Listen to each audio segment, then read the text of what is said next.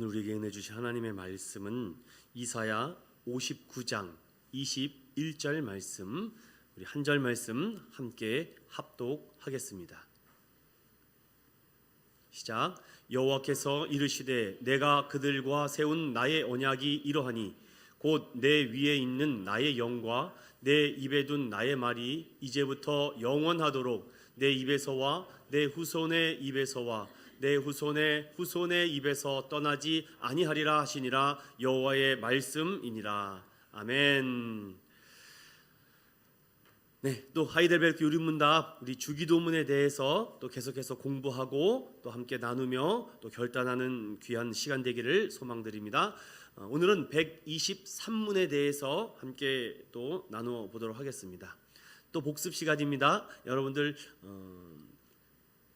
복습을 통해서 여러분들 다시금 점검하고 또 확인하고 또 다시금 기억하는 시간 되기를 축원해요.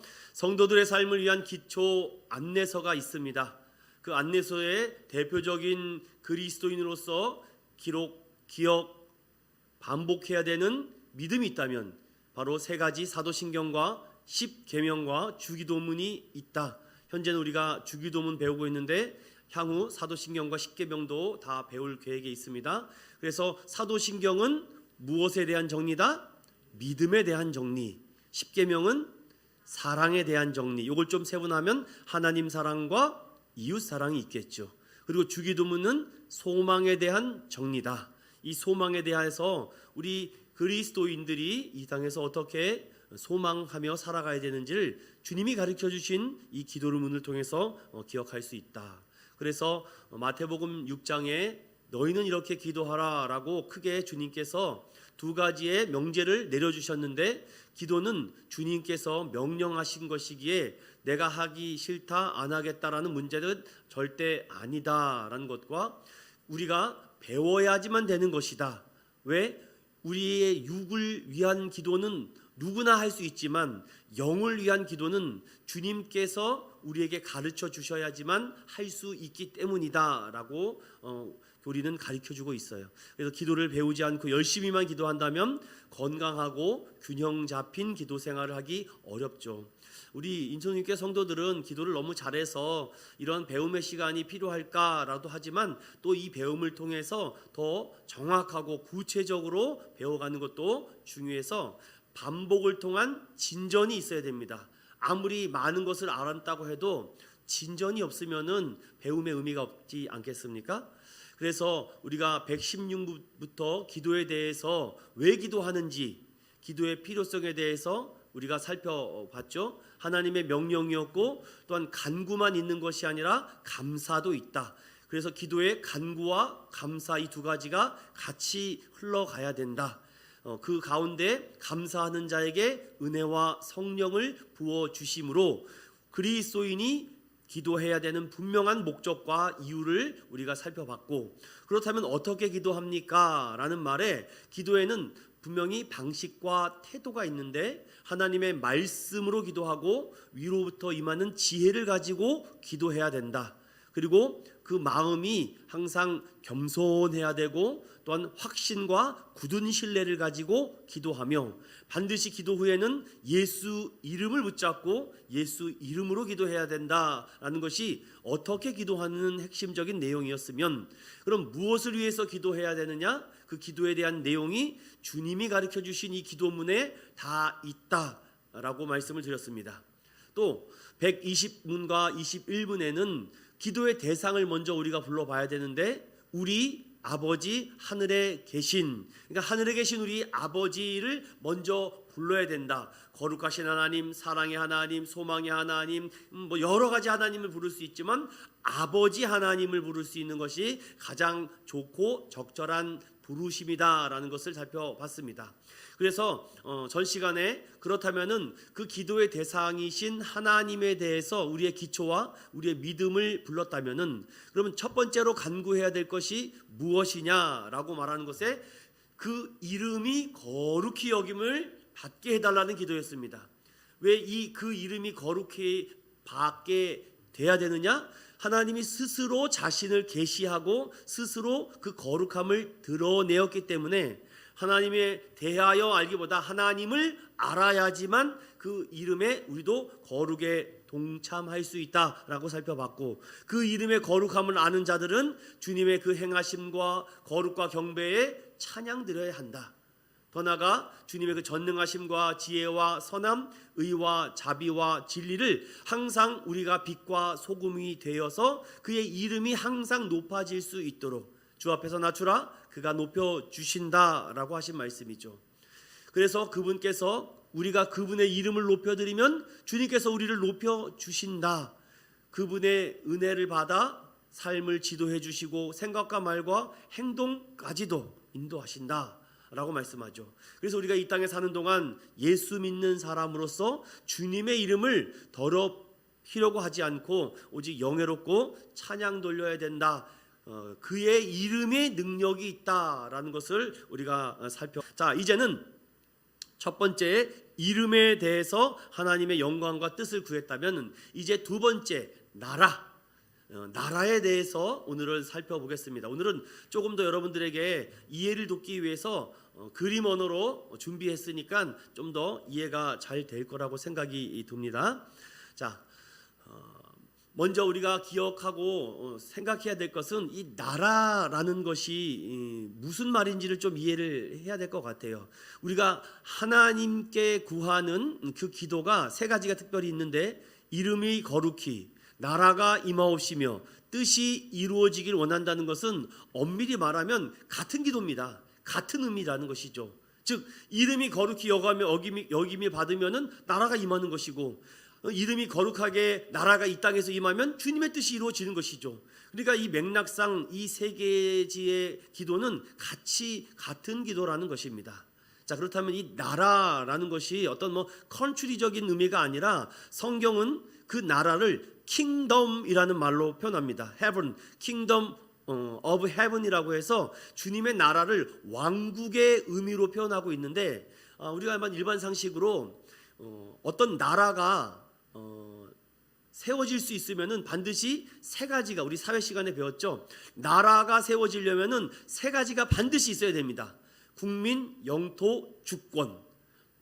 아니, 나라가 생기려면은 국민이 있어야죠. 그리고 땅이 있어야 되지 않습니까? 그리고 그 나라에 민주주의라면 민주주의 주권이 있어야 됩니다. 이 세 가지가 있을 때에 나라가 되는 것입니다. 그래서 지금 여러 나라가 있지 않습니까? 어저께 베이징 올림픽 뉴스를 잠깐 보면서 보이콧 때문에 중국이 지금 많은 어려움에 처하고 있다. 그리고 여러분 오늘 새벽에 황당한 뉴스가 나와서 좀 진짜인 줄 알고 깜짝 놀랐습니다.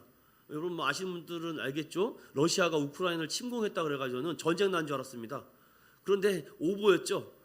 그것도 공신력 있는 보도에서 그렇게 오보를 냈다는 것이 참 아이러니하더라고요. 그래서 저는 이제 드디어 전쟁이 났나라고 걱정을 많이 했는데 30분 만에 다시 그 기사를 내렸더라고요.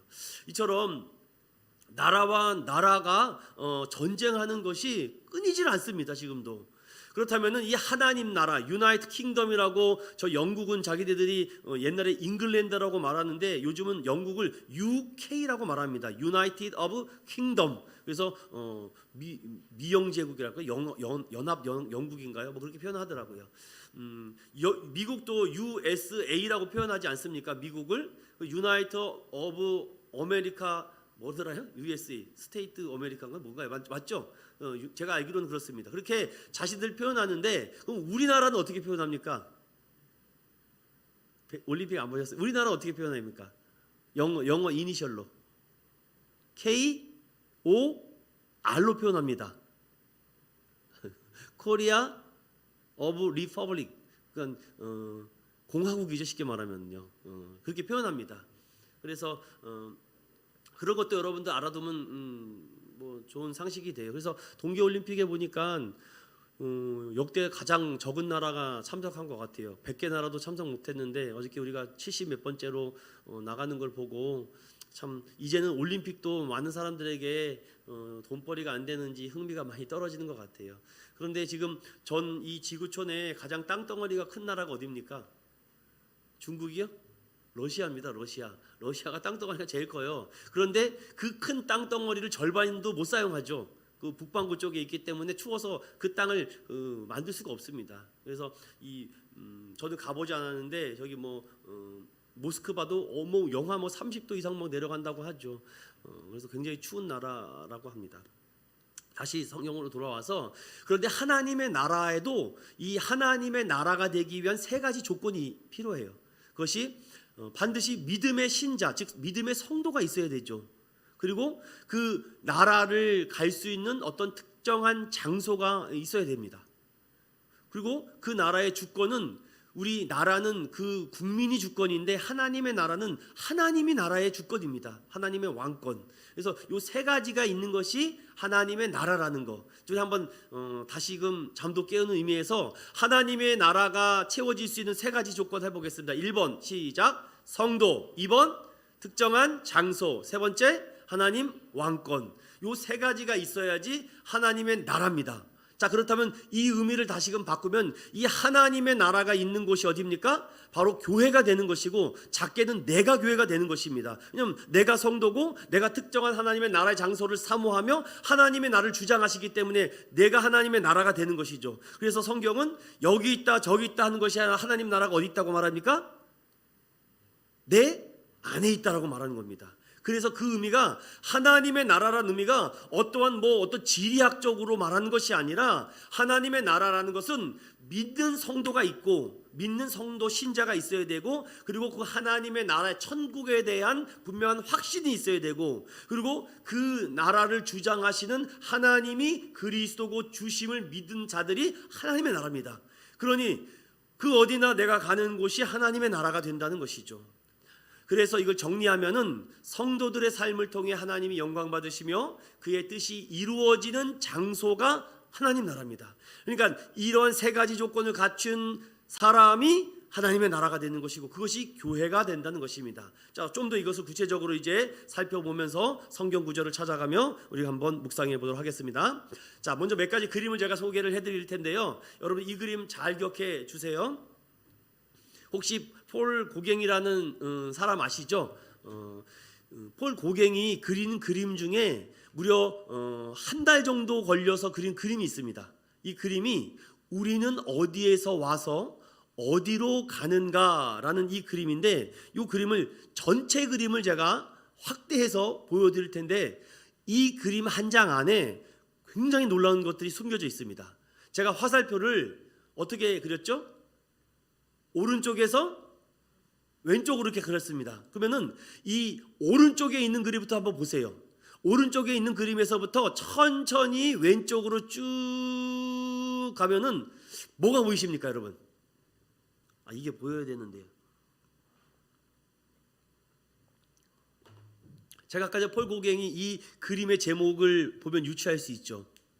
쭉 보면은 어떻게 뭔가 느낌이 보이십니까? 네? 잘 안 들리, 뭐라고요? 샘?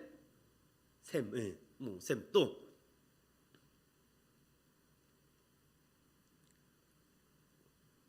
잘 안 보이시나요? 네. 여러분 이제 너무 글밥만 하다 보니까 이제 또 오후 시간이고 또 피곤할까봐 제가 그림도 준비하는데, 저도 이런 거 준비하다 보면서 여러분들에게 좀 도움이 되고자, 좀 몸과 마음은 피곤하지만 좀 기억하라고. 자, 여기에서부터 보면은 저기 애기 보입니까? 그 애기 위에 강아지 보이세요? 애기인데, 애기가 이제 커서 청년이 됩니다. 청소년이 되고 청년이 되죠. 보이시죠? 그리고 중간 가운데 그림에 결혼을 하고 성인이 됩니다. 보이세요? 아직 안 보이시나 보네. 그리고 쭉 가면서 여러 가지 어려움들을 겪습니다. 가난도, 고통도, 우상 숭배도 있고 삶의 어려움과 고난과 환란이 있다가 결국은 늙어버립니다. 그래서 늙어서 결국은 무덤으로 가는 겁니다.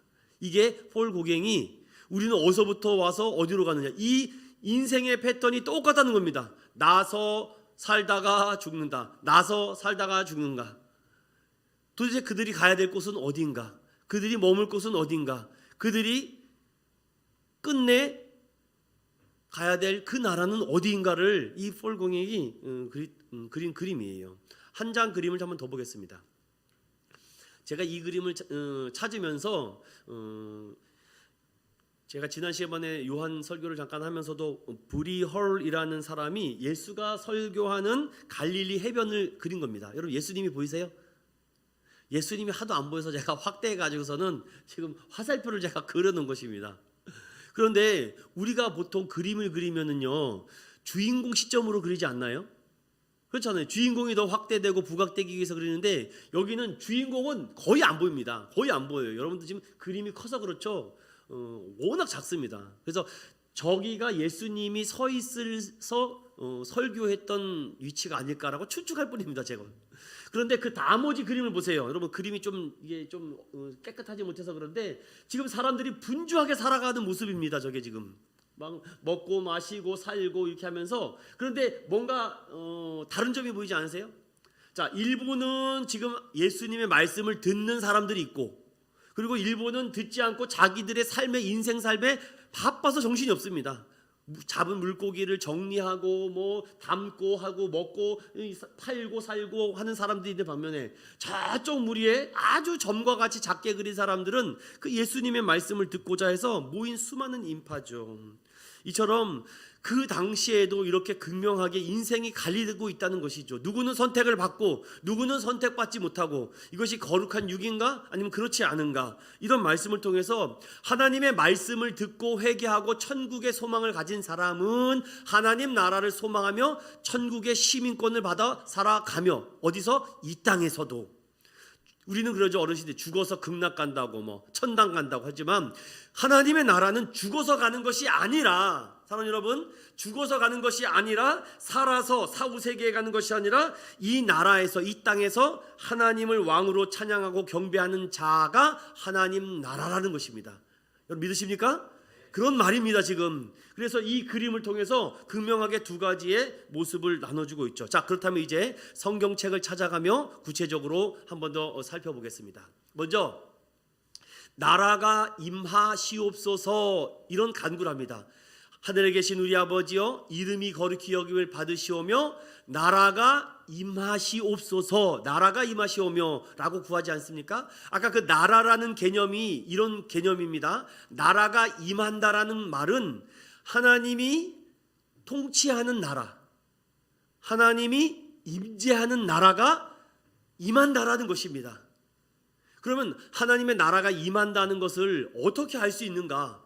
하나님이 직접 이 땅에 오셔야 되는 거 아닙니까? 그런데 과거에는 하나님이 직접 말씀도 하셨지만 항상 그때마다 구원자를 보내주셨습니다. 그래서 모세를 보냈고 또한 여러 사사들을 보냈고 때로는 열왕들을 세워서 그들에게 하나님의 나라가 옴을 선포했습니다. 그러나 결국은 다 어떻게 됐어요? 실패했죠. 실패라는 말보다 그들이 듣지 않고 거부했습니다. 하나님의 나라를 경험하지 못하고 암흑기와 침묵기에 빠진 그때에 하나님께서 독생하신 예수 그리스도를 보내셨죠. 그래서 어서 오시옵소서 문들아 머리 들어라 이 찬양 아시죠? 어서 오시옵소서 왕이여 어서 오시옵소서. 이제는 그 왕이 이 땅에 오셨다는 것입니다. 그래서 그 왕을 맞이하고 받아들이는 자가 하나님의 나라가 된다는 것이죠. 그러면 그 왕이 어떻게 되셨습니까? 그 왕 되신 분이 이제 승천하셨죠. 하늘 올라가시지 않았습니까? 부활하시고. 그럼 그 왕이 이제 다시 오신다라는 것이 그때가 하나님의 나라가 완성이 되는 것입니다. 자, 하나님의 나라가 임한다라고 구원자를 보내셔서 선포했습니다. 그런데 그 왕이 이 땅에 오셨습니다. 2000년 전에. 이제 그분이 다시 오신다라고 말하며 이제 그 나라가 완성되는 나라가 있을 것이다. 이것이 나라가 임한다라는 단계에 이제 미래적인 것만 남은 것입니다. 우리는 이제 그 미래를 살아가고 있죠. 그러면 모세도 아니고 사사도 아니고 왕들도 아니라 이 나라를 볼 수 있고 하나님의 나라를 믿음으로 바라볼 수 있는 것은 오직 예수 그리스도를 통해서만 그 나라가 임함을 볼 수 있다는 것입니다. 자, 그렇다면은 이제 조금만 더 살펴볼게요. 자, 나라가 임하게 되겠다라고 말하는 이 간구를 통해서 우리가 주기도문을 할 때마다 이 기도를 매일매일 하는데 이 의미를 세분화시켜서 첫 번째로 우리 한번 읽어봅시다. 시작. 주님의 말씀과 성령으로 우리를 통치하시사 우리가 점점 더 주님께 순종하게 하옵소서.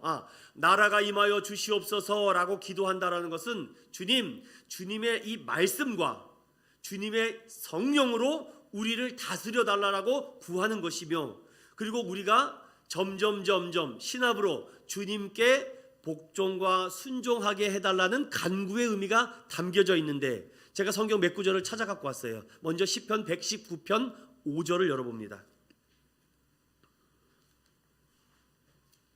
시편 119편 5절. 제가 슬라이드에도 여러분들 제가 말로 하니까 다 기억을 못해서 가지고 왔어요. 5절입니다.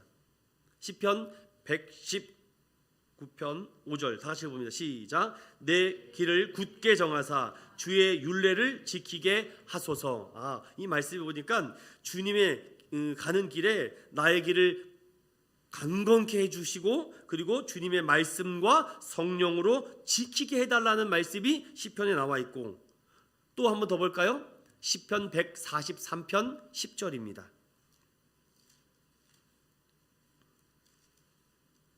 함께 읽어볼게요. 10절 시작. 주는 나의 하나님이시니 나를 가르쳐 주시의 뜻을 행하게 하소서. 주의 영은 선하시니 나를 공평한 땅에 인도하소서. 아멘. 맞습니다, 여러분. 오늘 이 말씀처럼 주는 나의 하나님이시기 때문에 주님의 뜻을 나에게 날마다 가르쳐 주셔서 주님의 공평과 주님의 사랑을 날마다 깨달아 알게 해달라고 하죠. 자, 아까 우리가 이사야는 읽었으니까요, 마태복음은 우리가 잘 아는 말씀이니까 한 번 더 찾아보겠습니다. 마태복음 6장 33절. 잘 아시는 말씀 함께 읽어보겠습니다. 시작. 그런즉 너희는 먼저 그의 나라와 그의 의를 구하라. 그리하면 이 모든 것을 너희에게 더하시리라. 아멘. 자, 이제 개념 정리를 잘 하셔야 돼요. 나라가 임하여 주시옵소서, 주님의 나라가 임하여 주시옵소서라고 간구하는 것은 이런 의미입니다. 주님께서 나를 통치해 주시기를 원합니다. 어떻게? 주님의 이 말씀과 성령으로 나를 통치해 주소서. 그런데 점점 더라는 말이 있어요. 자, 이 말을 함께 조금만 더 보겠습니다. 제가 슬라이드를 가져왔어요. 자, 주님의 말씀과 성령으로 우리를 통치해 달라고 하는데, 그렇다면 주님의 백성을 어떻게 통치한다는 말일까? 그러면 어디가 하나님 나라라는 것일까? 이 한 장의 그림에 다 제가 담겨져 왔습니다. 먼저 하나님의 백성이 어떻게 통치를 받는가에 대한 거, 어디가 하나님의 나라란가를 보면 먼저 나 자신을 보면 됩니다. 여러분 스스로 내 자신을 돌아보세요. 하나님께서는 어떻게 우리를 통치하시면은 말씀과 성령으로 통치하십니다. 그럼 이 말씀의 통치라는 것은 외적인 거예요. 이렇게 설교, 성경 공부, 제자 훈련 이런 것이 외적인 통치입니다. 그러면 성령은 무엇이냐? 내적인 통치. 그 말씀을 듣고 들음의 말씀으로 믿음이 생기고 성령님께서 내 안에 내적인 역사가 폭발하게 하는 거죠. 그래서 말씀과 성령으로 통치를 받는 것입니다. 다 잘 기억하세요. 하나님의 나라가 어떻게 우리가 통치를 받느냐, 먼저 내 자신을 보면 말씀과 성령인데, 외적인 통치가 설교, 그리고 내적인 통치가 성령. 그러니까 어떻게 됩니까?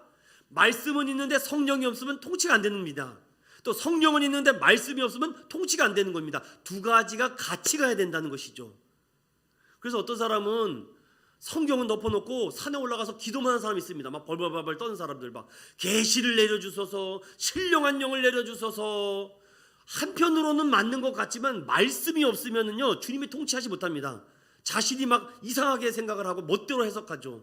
자, 반대로 말씀은 막 진짜 뭐 좋다는 학교 다 가가지고는 여기저기 신학교 막 다니면서 공부를 엄청나게 합니다.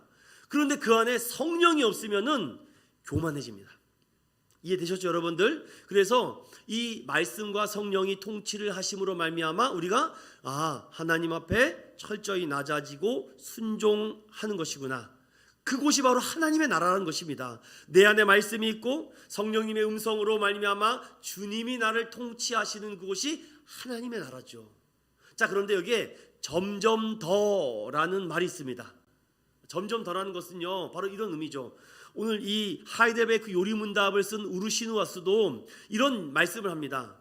사도 바울처럼 급진적인 회심을 통해서 변화를 가져 새 사람이 된 사람도 있지만, 극단적으로 반대로 점진적으로 한 단계 한 단계 한 단계 이렇게 말씀과 성령이 계속 내 안에 점진적으로 변화를 일으켜서 어느 순간 내가 나를 통치하는 것이 아니라 하나님이 나를 통치한다, 그러면서 점점 순종의 자리로 나아가는 것도 하나님의 나라라는 것입니다. 그래서 우리가 너무 한쪽만을 얘기해서 너무 성도들에게 어려움을 주면 안 됩니다. 왜 변하지 않냐고, 왜 새 사람이 안 되냐고. 아닙니다. 여러분, 사울처럼 갑자기 바울이 되는 사람이 있는 반면에 천천히 시간이 걸린 사람도 있다는 것이죠. 물론 더딘 것 때문에 참 안타까운 것도 있지만, 그래도 하나님께서 그 자들에게는 또 그런 은혜를 주셨기 때문에 그렇다라고 볼 수 있죠. 중요한 것은 점점 더라는 이 점진적인 것도 있다는 것입니다. 단번에 모든 것이 되는 것은 아니죠. 단번에 되는 것은 예수 그리스도의 도밖에 없습니다. 이 그림을 잘 기억하셔야 됩니다. 하나님은 어떻게 통치하느냐? 말씀과 성령으로. 그 말씀과 성령을 가지고 순종하는 자가 하나님의 나라다. 그러나 그 말씀과 성령이 단번에 변화를 일으키는 것도 있지만 점점 가면서 변화를 일으키는 역사도 있다라는 것을 여러분 꼭 기억하십시오. 자, 이제 다음 두 번째 단락을 보면 주님의 나라가 임하여 주시옵소서라고 간구하는 것은 두 번째로 이런 의미가 있습니다. 시작. 주님의 교회를 보존하시고 흥왕케 하옵시며 라는 말이 있는데, 이 말씀이 어떤 의미가 있는지 성경을 먼저 시편 51편 18절을 열어보겠습니다.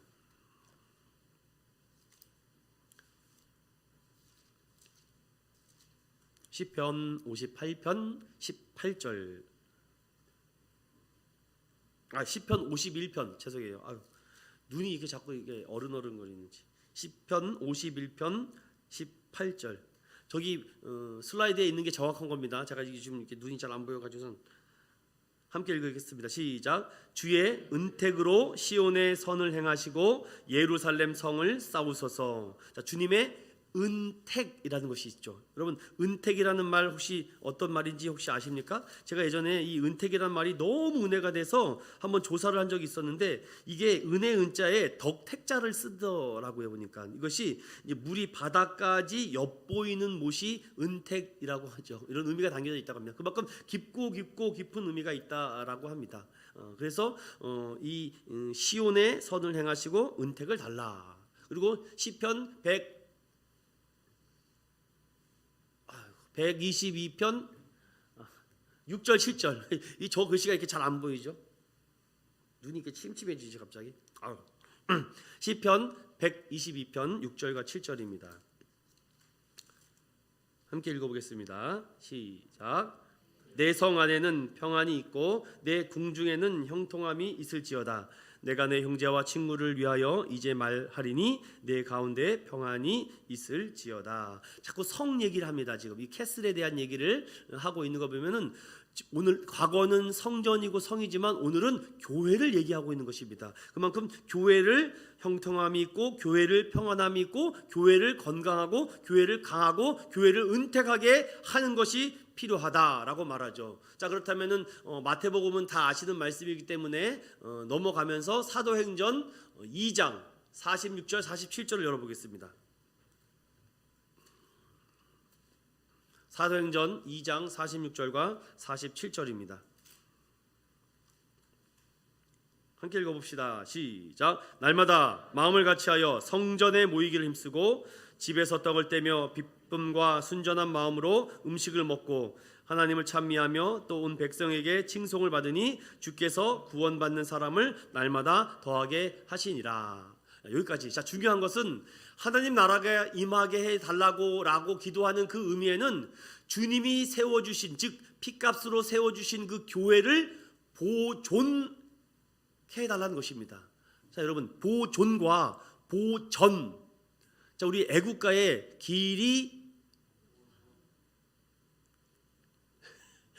길이 보전하 세전. 전입니다. 전. 자, 보존과 보전이 어떤 의미가 있나요?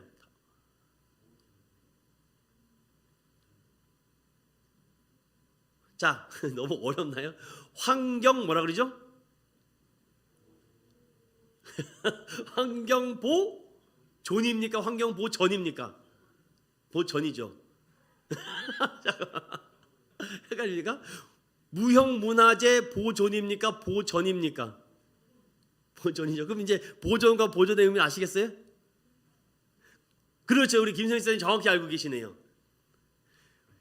보존은 무형입니다. 무형.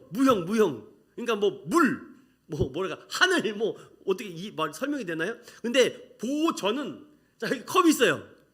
이거를 잘 보존하는 겁니다. 이렇게 원생대로 원래 그 보존대로 이해되셨어요? 그냥 국어사전 찾아보세요. 뭐 중요한 거 아니니까. 아무튼 교회라는 것은요 유형 교회가 있어요. 맞죠? 이렇게 교회 건물 있잖아요. 이렇게 살아있는 이렇게 움직이는 거. 그래서 이걸 잘 유형 교회를 잘 보존해야 돼요. 그러니까 내 자신을 잘 보존해야 되죠. 그런데 무형 교회가 있습니다. 이걸 좀 조직신학적으로 어려운 말로 가시적인 교회가 있고 비가시적인 교회가 있어요. 좀 어려우니까 제가 그거 안 하고 유형 교회가 있고 무형 교회가 있는데 그 무형과 유형을 다 보존하라는 것입니다. 그런데 보존만 하느냐? 흥황케도 해달라는 것입니다. 흥황. 여러분 흥황이라는 말 우리 잘 쓰진 않는데 흥황이라는 말이 어떤 말입니까? 그렇죠. 왕성하고 흥하게 해달라. 잘 되고 잘 되라는 것이죠. 그러니까 교회는 잘 될 수밖에 없는 공동체입니다. 교회는 이 땅의 소망일 수밖에 없습니다. 왜냐? 우리는 교회를 지키지 못한다니까요. 그런데 말씀과 성령이 그 교회를 붙들어주고 있다는 것입니다. 자, 이게 어려운 것 같아서 제가 그림으로 또 갖고 왔습니다. 자, 요 그림을 기억하세요. 자, 주님의 교회를 보존하시고 흥왕케 해달라는 것은요, 하나님은 모든 관심과 모든 생각과 모든 마음이 어디에 집중되어 있습니까? 교회에 있다는 것입니다. 교회, 에클레시아, 교회에 있는데 교회는요 어떤 곳이냐면은 하나님 나라의 수종을 드는 기관입니다. 교회는요 하나님 나라에. 그러니까 여러분 이 하나님 나라의 수종 드는 기관이 교회인데 교회를 건들면 됩니까 안 됩니까? 안 된다는 것입니다. 그래서 교회를 잘못 건드렸다는 큰일 나는 거예요. 역대 이래로 교회사 2000년을 공부해보면요 교회 건드려서 즉 믿음의 사람들을 건드려서 기도하는 사람 건드려서 좋은 일이 한 번도 없었습니다. 역사 이래로. 그런데 교회는 하나님 나라의 수종을 드는 그런 공동체인데 그 안에서 자꾸 꿈과 환상과 계시를 받다 하나님은 그런 거 기뻐하지 않습니다. 그래서 꿈이나 환상이나 이거는 이미 성경이 다 완성되었기 때문에 필요하지 않아요. 그럼 교회는 어떻게 보존되고 흥왕케 되느냐? 자, 우리 주님의 교회를 어떻게 우리가 보존하고 흥왕케 하는가는 두 가지가 있습니다. 첫 번째는 교회에서는 날마다 말씀 선포와 성례를 집회해야 됩니다. 교회가 말씀을 가르치는 거 이런 것을 게을리해서는 안 됩니다. 힘들어도 때를 얻든 못 얻든 부지런히 말씀을 전한 사람은 열심히 연구하고 준비해서 성도들에게 이 생명의 떡을 부지런히 가르쳐야 됩니다. 왜냐? 그리스도인은 즉 성도가 은혜를 받을 수 있는 방편은 말씀과 성례 외에는 다른 것이 아예 없습니다. 참 이게 아이러니하지 않습니까? 우리 생각으로는 어떤 여기서 이벤트를 하고 어떤 사은품을 크게 기념품을 엄청나게 걸면은 그게 부흥이 되고 흥왕이 되고 잘 보존한다고 하는데 성경은 그런 말을 한 적이 없습니다. 성경은 교회를 보존하고 흥왕케 하는 것은 말씀 선포와 성례 집행, 성례 집행과 말씀 선포 이 두 가지를 강력하게 해야 된다. 그것이 은혜고 그것이 성도들이 천국의 열쇠를 가질 수 있는 유일한 방편이기 때문에 저도 다른 방법이 있으면은 해보고 싶습니다. 그런데 성장하는 교회나 나름대로 모이는 교회들을 가보면은 그곳에 강력한 예배가 있습니다. 강력한 말씀 선포가 있고 강력한 기도 집회가 있어요. 그래서 내가 그 목사님한테 한번 물어봤어요. 저기 용인 수지에 무슨 사랑의 교회가 있는데 그 목사님 집회를 그 강의를 이렇게 세미나를 듣고 있는데 자기가 그 교회가 그렇게 크지 않았는데, 교회가 이렇게 했는데, 자기가 처음에 가서 성도들에게 한 일은 뭐 이벤트도 프로그램도 행사를 한 적이 없대요. 그 목사님도 키도 작고 뭐 이렇게 그렇습니다. 그런데 목사님이 한 거는 로마서 말씀을 가지고 수십 번의 말씀을 성도들에게 했답니다. 그래서 오직 예수가 복음이다, 복음이 예수이다. 그러다 보니까 어느 순간 자신도 모르는 사이에 성도들이 은혜를 받고 순종을 하고 있더랍니다. 그래서 자기가 은혜 받은 성도들에게 아주 막 뭐 합시다. 네 합시다. 교회를 집시다. 네 교회를 집시다. 성도들이 하더래요. 성도들이. 자기는 한 게 없습니다. 자기는 오직 말씀 선포와 이 성례 지팡 두 개를 가지고 막 승부를 걸었는데, 그러니까 성경에 있는 말씀이 맞습니다. 말씀과 기도로 거룩해진다고 해야지 다른 어떤 것을 가지고 거룩해지지 않는 것 같아요. 물론 필요에 따라서 종종 외부 강사도 초청하고 뭐 간증자도 초청할 수 있겠지만, 뭐 저도 그걸 안 한다라는 말은 아니라 할 수 있겠지만, 그것이 은혜의 방편을 본질적인 것을 잡는 것에는 큰 영향은 아니라 간접적 영향이라는 것이죠. 그래서 천국이 교회 형태로 진행될 것을 날마다 선포합니다. 이 교회는 하나님이 임재하시는 것입니다. 교회는 하나님이 통치하십니다. 그래서 교회의 주인은 예수님이십니다. 그래서 예수 그리스도도, 바울도 이 복음을 전하다가 하나님 나라 들어갈 것입니다. 그래서 어떻게 그럼 교회를 보존하고 흥왕케 하느냐? 두 가지를 말씀하고 있어요. 첫 번째는 기도로 교회를 보존하고 흥왕할 수 있다. 그리고 기도만 해서는 안 됩니다. 복음 전도와 애를 많이 날랍니다. 그래서 이슬람이 엄청 교세가 강합니다. 그냥 밥 먹고 애만 낳나 봐요. 근데 기독교가 들어가기 초기에 나라들은요, 아이들이 많이 낳습니다. 그런데 기독교가 들어가니까 하나님의 축복과 은혜를 받으니 기독교가 들어간 나라가 잘 돼요. 모르겠습니다. 아무튼 잘 되고 경제적으로 부강해요. 지금도 유럽과 아메리카를 보십시오. 다 기독교 나라입니다. 그런데 그 나라가 잘 되니까 출산율이 떨어져요. 이상하죠? 아유, 저도 4명을 낳았었어야 되는데 주님께서 아무튼 그렇습니다. 기도와 복음 전파와 자녀를 양육하는데 또 출산의 이 한 부분도 그리스도인으로서 이 출산의 복은 하나님의 복이구나. 그래서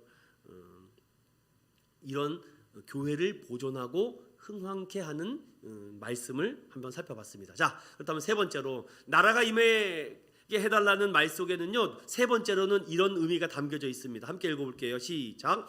마귀의 일들과 주님께 대항하여 스스로를 높이는 모든 세력들, 그리고 주님의 거룩한 말씀에 반대하는 모든 악한 의논들을 멸하여 주옵소서. 이런 의미입니다. 자, 지금까지 계속 잘 정리를 하셔야 돼요. 나라가 임하여 주시옵소서라는 말은 주님이 나를 통치해달라고, 어떻게? 말씀과 성령으로. 그 말씀과 성령으로 우리가 점점 하나님의 나라를 담고 순종하게 된다. 그리고 주님께서 통치하시는 그곳이 하나님의 나라인데 그곳이 교회라는 나라다. 그 교회를 주님께서 우리에게 보존하고 흥왕케 하라. 어떻게? 기도하며, 또한 복음 전파를 하고 자녀 양육과 출산을 통해서. 그런데 또 나라가 임하여 달라라는 이 기도 속에는 이 의미가 있는데, 먼저 성경 몇 부분을 찾아보겠습니다. 시편 2편 1절부터 3절입니다. 함께 읽어볼게요. 시편 2편 1절에서 3절 시작. 어찌하여 이방 나라들이 분노하며 민족들이 헛된 일을 꾸미는가? 세상의 구당들이 나서며 관원들이 서로 꾀하여 여호와와 그의 기름 부음 받은 자를 대적하며 우리가 그들의 맨 것을 끊고 그의 결박을 벗어버리자 하는도다. 자, 6절부터 9절까지도 읽어볼게요. 시작. 내가 나의 왕을 거룩한 산 시온에 세웠다 하시리로다. 내가 여호와의 명령을 전하노라. 여호와께서 내게 이르시되 너는 내 아들이라. 오늘 내가 너를 낳았도다. 내게 구하라. 내가 이방 나라를 내 유업으로 주리니 내 소유가 땅 끝까지 이르리로다. 아멘. 자, 이 말씀 속에 하나님의 나라에 대해서 구하라 내 이 유업과 땅을 주겠다라고 말하죠. 그러면 한 부분만 더 살펴보겠습니다. 요한일서 3장 8절. 요한일서 3장 8절입니다.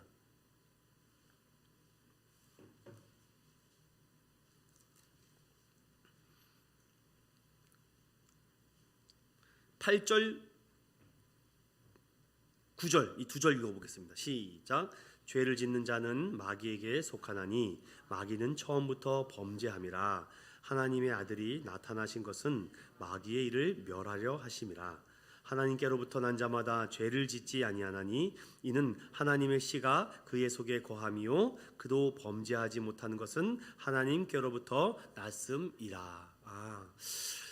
이 말씀 속에 하나님의 나라가 임해 달라고 간구함은 하나님 마귀의 일, 어둠의 일, 악한 영들을 멸하여 주게 원한다는 기도가 있고, 또한 교만하고 스스로 높이는 세력들과 또 거룩한 말씀에 반대하는 자들인데, 이것도 그림으로 이렇게 합니다. 이 땅의 교회는요 유람선이 아닙니다. 바로 전투합입니다. 이 땅의 교회는 화려한 노는 그런 유람선이 아니라 당장 영적으로 싸워야 하는 전투적인 교회로 말씀하셨기에 주님의 나라가 임하여 주시옵소서라고 하는 말에는 하나님 이 땅에 사탄의 권세와 마귀의 권세와 악한 영들이 우리를 흔들어 놓으니 주님의 나라가 임할 때에 그 사탄을 짓밟아 멸하게 해 달라는 것이죠. 그래서 전투하는 교회라는 것은 바로 사탄의 나라를 멸하게 해달라는 말씀이 담겨져 있습니다. 자, 그럼 전투하는 교회는 어떤 교회입니까? 하나님의 나라죠. 그럼 하나님의 나라는요 그곳에 하나님이 왕이 되셔야 되는 것입니다. 그럼 하나님이 왕이 돼야 되는데 하나님이 왕이 되지 않으면은 그 왕을 바꿔야 되는 것이죠. 그래서 복음을 전하고 전도를 하고 선교를 하는 것은 하나님이 왕 되셔야 될 그 땅에 마귀가 왕이 되어 있으니 복음을 가지고 그 마귀를 짓밟아서 하나님이 왕이 되게끔 바꾸는 것입니다. 그것이 교회가 해야 될 일입니다. 교회가 해야 될 일은 가장 중요한 바로 그 주인을 바꾸는 역할입니다. 내가 나를 주인 삼았지만 주님이 내가 주인이 되는 것, 이게 바꾸는 것이 교회라는 것이죠. 그런데 바꿔지지 않으면 그것은 하나님의 나라가 될 수 없다는 것입니다. 그런 마귀의 일은 어떤 것이 있습니까? 바로 스스로 높이는 자들, 또한 말씀에 반대하는 의원들을 말하는 사람들인데, 조금 더 구체적으로 말하면요, 이 교회 안에 마귀의 세력들이 있고 교회 밖의 세력들이 있는데, 교회 내의 세력들은요 이 외식하는 자들, 위선자들, 겉만 신앙인들, 절기 때만 찾아오는 성도들일까요? 이런 사람들은 말씀을 미혹하게 하고 분쟁케 하고 자기 만족에 도취되어서 믿음 생활을 하는 세력들입니다.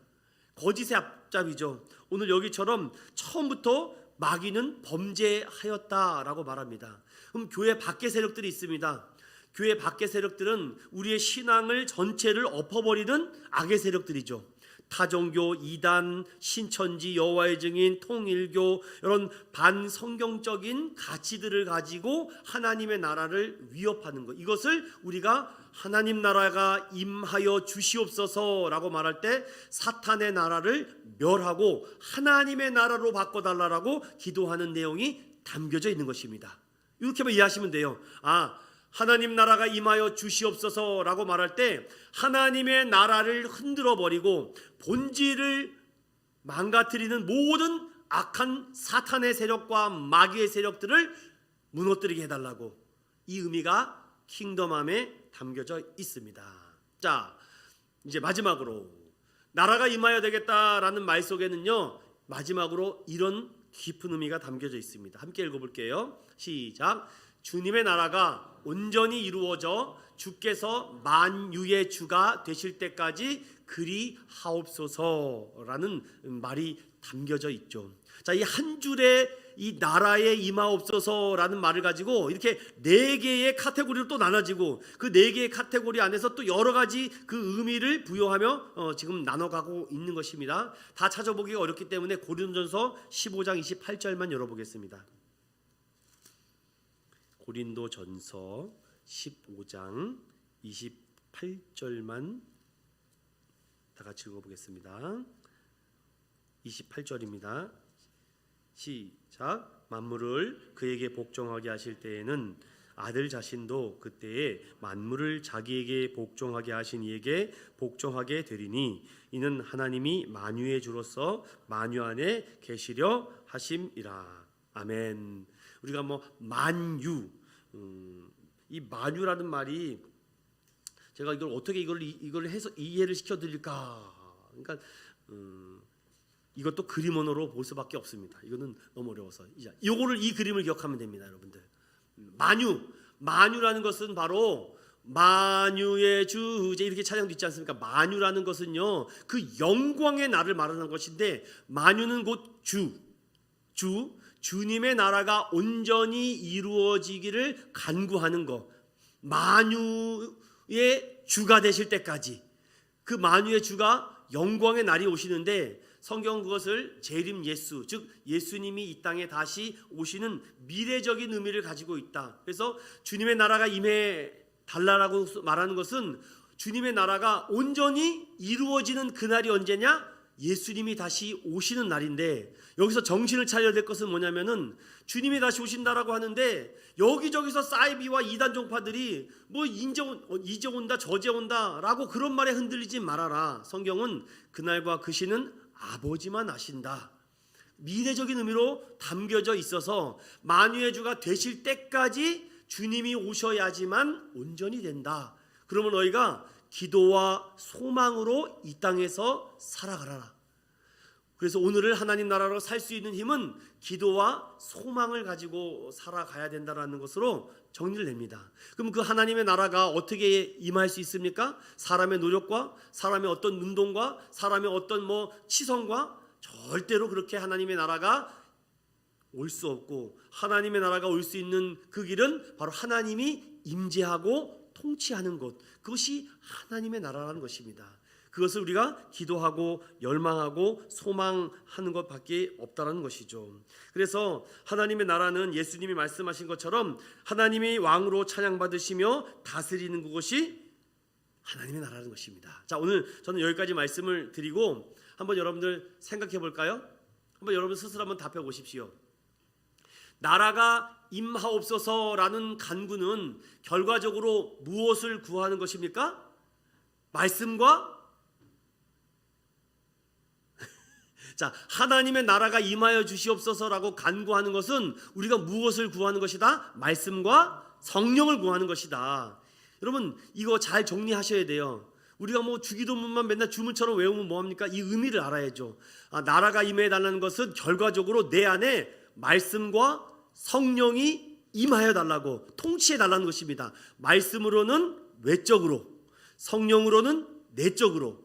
그래서 그 믿음의 말씀을 우리가 들음으로 말미암아 어떻게 점점 더 순종하게 된다는 것, 점진적으로. 그래서 그것이 하나님의 나라다. 그럼 두 번째로, 하나님의 통치는 개인과 교회 만유에 적용된다고 하셨죠. 하나님은 두 가지 방법으로 통치하시는데 무엇이며 어떤 행동을 원하시는가? 제가 말씀을 드렸습니다. 그래서 잊지 마십시오. 교회는 하나님께 수종드는 기관이기 때문에 말씀과 성례와 말씀, 이것이 은혜의 방편이라고. 그래서 날마다 말씀과 이 은혜의 방편으로 우리가 거룩해질 수 있다라는 것, 여러분 기도하십시오. 그리고 세 번째, 사탄의 세력을 멸하는 기도를 해야 하는 이유는 무엇입니까? 교회는, 이 땅의 교회는 유람선이 아니라 전투하는 교회라고 말씀을 드렸습니다. 그 사탄의 세력들이 계속 지배하고 공격을 당하면 하나님이 주인 될 수 없기 때문에, 그래서 사탄의 세력들을 멸하게 기도해야 된다는 것 꼭 우리가 기억하며, 마지막으로 하나님의 나라가 임하도록 우리가 할 수 있는 유일한 행위는 무엇이냐? 기도하고 소망하는 것, 소망을 가지고 기도하는 것. 그럴 때 어떤 유익을 얻습니까? 우리가 그 교회를 보존하고 흥왕케 할 때마다 어떻게 돼요? 어떻게 됩니까? 피곤하시죠 여러분? 괜찮습니다 여러분들. 주님 오심을 기다리게 된다고요. 재림 예수를, 온전히 이 땅이 이루어질 것을, 완성케 되는 것을 우리가 소망하며 하나님 나라에 소망하며 시민권 받은 자로서 살아갈 수 있다는 것입니다. 자, 말씀을 여기까지 하고 마치겠습니다. 사랑하는 여러분, 오늘 나라에 임하옵소서라는 말씀을 가지고 우리가 이 말씀 안에서 어떻게 간구하는 것인지 함께 묵상해 봤습니다. 이 말씀을 통해서 우리 한 주간도 기도와 소망과 기도를 가지고 주님 말씀과 성령으로 우리를 통치하고 다스려 달라고 기도하는 복된 한 주가 되시기를 주님의 이름으로 축원드립니다. 기도하겠습니다. 거룩하신 하나님 감사합니다. 오늘 이 귀한 나라에 임하옵소서라는 123문을 통해서 하나님의 영광과 기쁨을 위한 두 번째 간구를 배워보았습니다. 주님, 날마다 말씀과 성령으로 우리를 통치하시고 점점 더 주님께 순종하는 거룩한 하나님의 자녀도 되게 하여 주시고, 주님만이 교회를 보존하시고 주님만이 교회를 흥왕케 하신다라는 것을 깨닫고 오직 그 교회를 잘 지키고 인도할 수 있도록 주님 함께하여 주시옵소서. 세상은 불완전합니다. 마귀의 세상입니다. 어둠의 세상입니다. 세상에 스스로 높이는 많은 세력들과 거룩한 말씀에 반대하는 논의와 의견들이 많습니다. 그럴 때마다 우리가 기도하며 교회를 사랑하며 전투적인 교회라는 것을 잘 깨닫고 만유의 주가 되실 때까지 다시 오심을 약속하신 그 나라를 소망하며 다시 오실 예수 그리스도 마라나타 복음을 믿음으로 한 주간 승리할 수 있도록 기도하는, 항상 깨어 기도하는 거룩한 인천영교회 성도들 되게 하여 주시옵소서. 예수님의 이름으로 감사하며 기도드리옵나이다. 아멘. 우리 주 예수 그리스도의 은혜와 하나님의 사랑하심과 성령님의 감동감화 위로 교통하심이 주님의 나라가 임하고 또한 주님의 나라가 이 땅에 임하여 우리에게 진정한 평안과 기쁨의 나라를 소망하며 거룩으로 살아갈 수 있도록 주님 함께하여 주심을 믿으며 살아가기를 원하는 사랑하는 인천은교회 모든 성도들 머리 위에 이제로부터 영원토록 함께 있을지어다. 아멘.